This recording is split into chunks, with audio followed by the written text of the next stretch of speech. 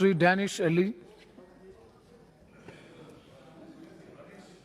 धन्यवाद सभापति महोदय Yes, कि आपने मुझे ये रूल 193 में ड्रग्स अब्यूज के ऊपर जो डिस्कशन हो रहा है इसमें बोलने का मौका दिया। सभापति महोदय, किसी से छुपा नहीं है कि आज हमारे छात्र और नौजवान किस तरीके से इस नेक्सस का शिकार हो रहे हैं। मैं नेक्सस इसलिए कहूंगा कि ड्रग्स आते कहां से हैं और कैसे हैं। बिना नेक्सस के, बिना सिस्टम के लूपहोल्स के वो ड्रग्स स्कूली बच्चों के पास नहीं पहुंच सकते। आज हम देश की आजादी का अमृतकाल बना रहे हैं। पूरी दुनिया को हमें देश दिखाना है। G20 की प्रेसिडेंसी हमारे को मिली है, लेकिन जो हालात हैं छात्र और नौजवानों के, वो किसी से छुपे नहीं। पिछले कुछ महीनों में, पिछले कुछ दिनों में जो खबरें सामने आई कि कितने हजार करोड़ की ड्रग्स फला पोर्ट पर पकड़ी गई, कितने हजार करोड़ की ड्रग्स फला पोर्ट पर पकड़ी गई, कई बार गुजरात का नाम आया। मुझे मालूम है आदरणीय मंत्री जी क्या जवाब देंगे। वो कहेंगे कि साहब कम से कम हमने पकड़ी, पहले ये पकड़ी नहीं जाती थी। मुझे मालूम है क्या जवाब मिलने वाला है, लेकिन ये तो चंद पकड़ी गई। ये तो किसके, अडानी के पोर्ट पर। वो अडानी का पोर्ट हो, अंबानी का हो, सरकार का, उससे कोई हमें लेना देना नहीं। लेकिन हमारे बच्चों को नशे में धकेलने का जो काम हो रहा है और जिस तरीके से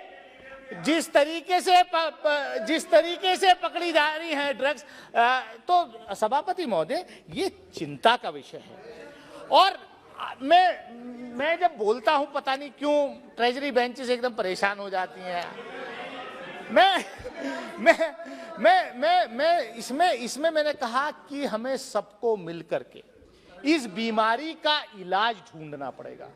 हमारी जो आने वाली नस्लें हैं वो बर्बाद हो रही हैं।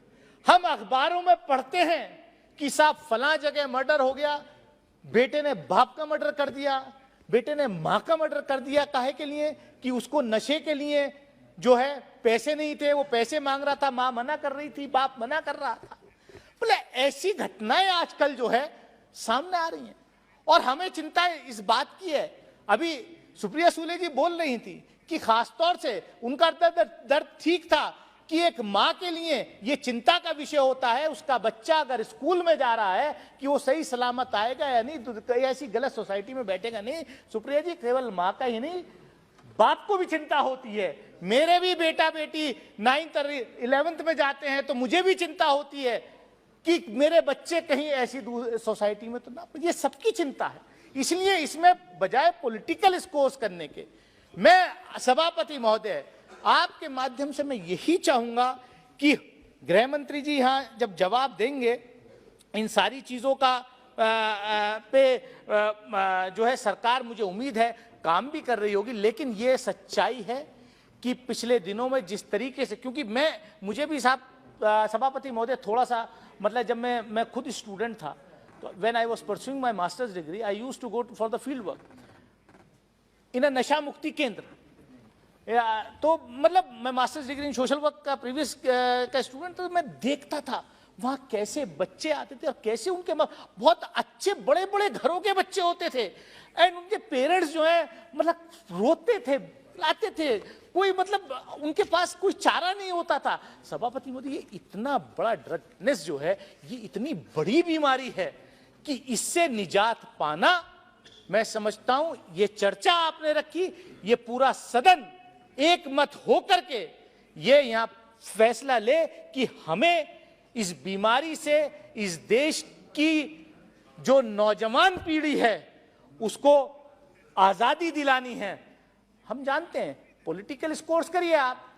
मुंबई में अभी पिछले साल कौन सा केस हो रहा था, वो रात दिन टीवी चैनल, वो कौन सा राजपूत का नहीं, वो कोई फला हीरोइन का, फला एक्ट्रेस का मोबाइल पे उससे व्हाट्सएप पकड़ा गया, कौन सी वो चक्रवर्ती थी या कौन सा रिया चक्रवर्ती या क्या वो बेटा, या अभी वो वहां कहीं वो एक उस पे पार्टी पे जा रहे थे कुछ नौजवान, उसमें बॉलीवुड स्टार का एक बेटे को पकड़ा गया कि साहब इस पे 10 ग्राम पकड़ी गई, वो कितने दिन जेल में रहा, फिर बाद में जो है क्या नाम उसको छोड़ दिया गया कि साहब इसका कुछ था ही नहीं।